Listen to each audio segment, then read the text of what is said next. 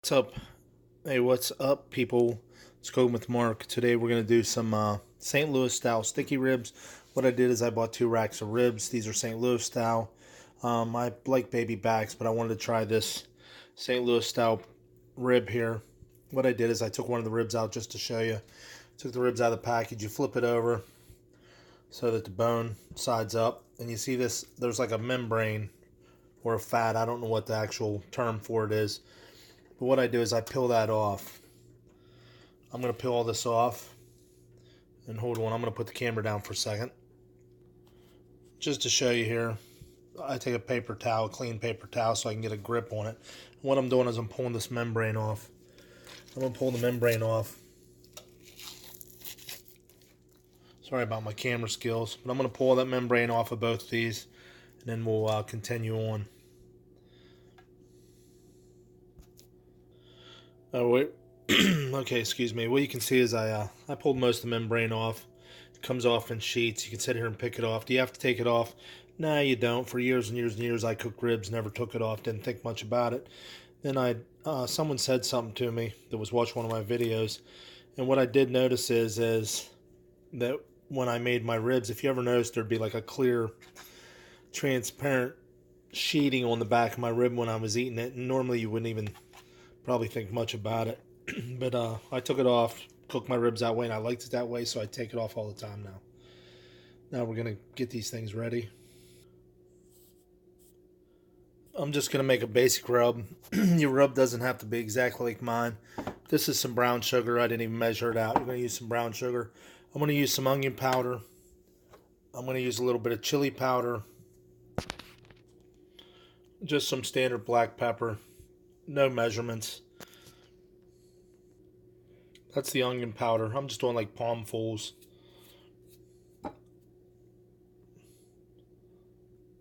Some black pepper. If you want to measure it out, I'd say use half a teaspoon. Or I'm sorry, half a tablespoon. Use a half a tablespoon. We're gonna mix that up. If you have the commercial spice rub, like this is Rib Rack. Here's another one, Applewood rubs. You can use those too. I'm not gonna use those. What I did is I cut my ribs in half to make them a little more manageable because we're gonna do them in the Ninja Foodi. I have a smoker too, and I like to use it. But we're not smoking, we're Ninja Foodi, and you can do this in a... I've done ribs in the air fryer, I have a video for that, but you want to put this on here. We're going to cover all the ribs in this. And we're going to massage this in real good. Give it a good massage like you're massaging your girlfriend or wife or boyfriend, husband, whatever's back. Get that all massaged in there.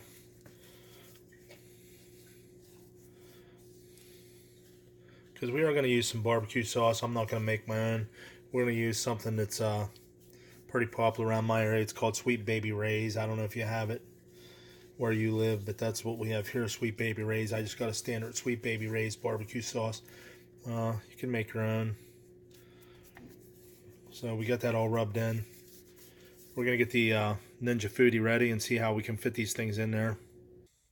So what we did is we put the 2 racks of ribs, St. Louis style, right in the pot. We're not using any kind of base or plate or anything. In the future, what I'd probably do is I probably wouldn't use St. Louis style. I'd probably use the baby back ribs because they're not as tall. You have more room, but this is 2 racks of ribs. I just wrapped them around the sides, putting the meaty side out, the bone sides in towards the side of the pan. And you can use whatever liquid you want. You can use water. You could use chicken broth, beef broth. You could take water and use like you make a pork stock. But me, I'm going to use Angry Orchard hard cider. That's what I'm going to use. So we're going to put some in the bottom. I'm not measuring anything. The less I put in this pot, the more I get to drink. I'm not really a big drinker, but anyway. You can see I put a good inch in there. A good inch of liquid. So now we're going to put the pressure lid on. If you don't know what Angry Orchard is, it's a beer. It's like an apple flavored beer. Like I said, you could use apple juice. I'm just trying this. People like to cook with beer, so I'm trying apple flavored beer. So I got the ribs in there. I got the pressure lid on. This is the Ninja Foodi. There's the air crisp lid. It stays attached at all times. The pressure lid you can take off. And I'm going to go ahead and get this fired up. So what we're going to do is we're going to cook this on high for 20 minutes. High pressure, high. We're going to do it for 20 minutes. Well, let's do it for 19 minutes. How about that? 19 minutes. If you look in the it comes with a cookbook. There is a recipe similar to this in there. Get this fired up. Hit the start button.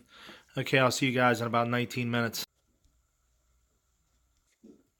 One thing about the Ninja Foodi, the pressure cookers, and that kind of stuff, is they do take time to reach the pressure. So when I say put it in 19 minutes, you got to consider that it does take time for the pressure to build up. You got this little pressure valve here. Here's one here. Here's one here.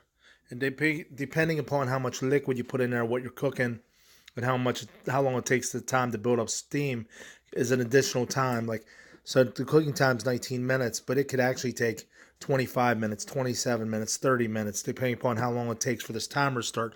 As you can see, it didn't start yet, and it's been on for 5 minutes. So until it reaches the right amount of pressure and this lid, this pressure relief valve thing pops all the way up, it's not going to actually start timing down. Just to give you a little side note there, 19 minutes of cooking time, but it has to reach the temperature in order to start pressure cooking. This is Cooking with Mark. I like meat, so today we're cooking St. Louis style ribs. All right, it's me, Cooking with Mark. Hey guys, the cooking time's up. Right now it's went into warmer mode, so what we're going to do is we're going to go ahead and kill the power. We're going to take a clean dish towel, washcloth, whatever you call it. We're going to put it on the steam vent here. Put it on the steam vent, and we're going to go ahead and release that steam. You got to be careful, it's hot. So we use this to catch the steam so it doesn't go over the ceiling and everywhere. So we're going to go ahead and let that steam out, and then we're going to check them out. All right, the steam's all out, so we're going to go ahead and bust the lid off here, see what it looks like. There they are. They smell pretty good.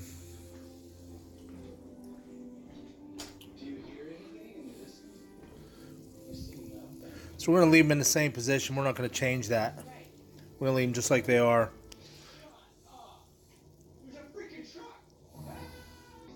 So now what we're going to do is we're going to turn the power back on and we're going to air crisp them. So we're going to put them on air crisp.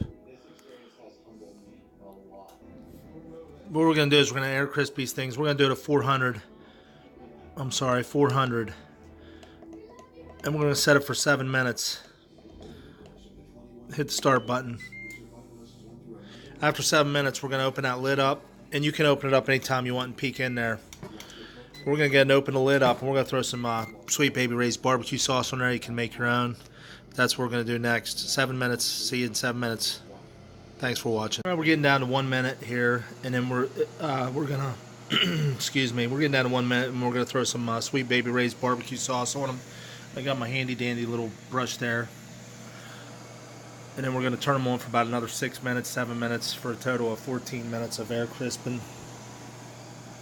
So here in a minute, we're going to pop the lid open. Okay. Goes into a cooling mode, but that's okay. We're going to turn it on for another 7 minutes here in a minute. We're going to pop this lid open, show you what they look like. I think they look pretty good. We're going to throw some barbecue sauce on them here. Alright, got some barbecue sauce in the bowl here. Sweet Baby Ray's. Use your favorite, whatever you like. If you don't like barbecue sauce, obviously you're not going to use any. We're just going to slop some on there.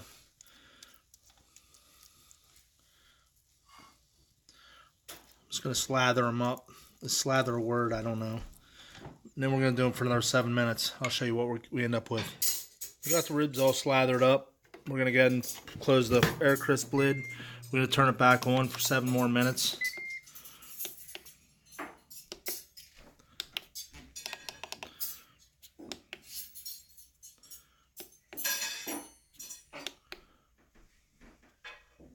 Air crisp 400.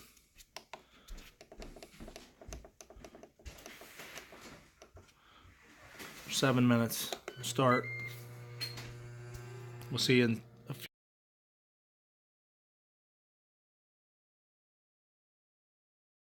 Okay, we air crisp these ribs for another 7 minutes. We're gonna go ahead and pull them out. What would I do differently if I was doing this recipe that after doing it? One thing I would do differently is I would use baby back ribs, not Louisiana style ribs. Secondly, another thing I would do is I would use less liquid. Whatever liquid you decide to use less of it. You could probably get away with a half a cup. There they are. Check them out. We'll see how they taste here in a few minutes.